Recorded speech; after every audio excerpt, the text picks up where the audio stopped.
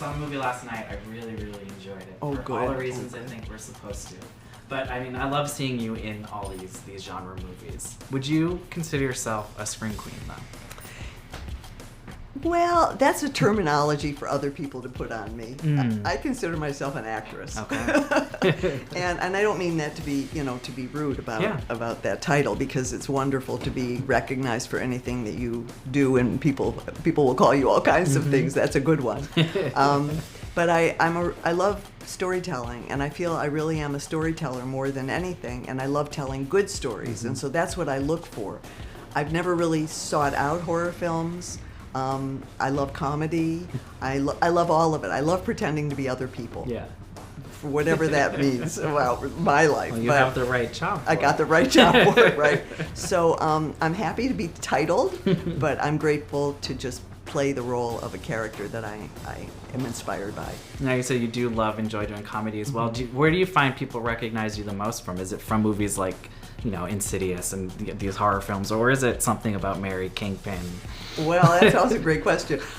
Lately it's been horror, but then sometimes my voice, I guess, is pretty distinctive. So sometimes I go, oh, thank you very much, and all of a sudden you'll see,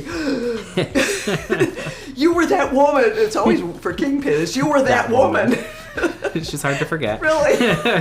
So it's, I'm having the time of my life. This is the best time of my life, and even I'm having, I'm so filled with joy of what has come before this, and what's now, and really what the future might bring. I'm never going to quit, never going to stop. I want to keep being other people. And now for this film, you do have some gross out moments. I mean, what were those like for you to work on? That had to be a little fun. It was very fun. We had what we called the blood poop station. Which was chocolate pudding and red stuff, and working out the technicalities of some of the stuff without giving too much away. The technicalities of the stunt, actually, the physical stunt that you're doing, is pretty intense.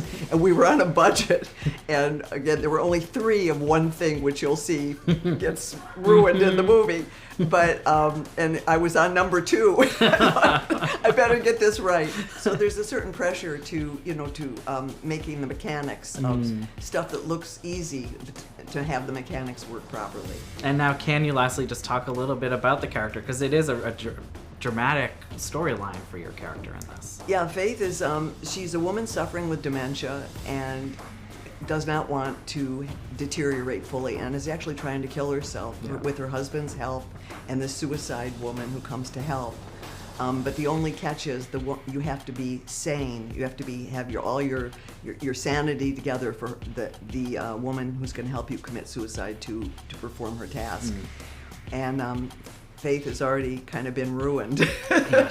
So it's a deterioration, both mentally and also from the rage that the Grudge is now putting into her.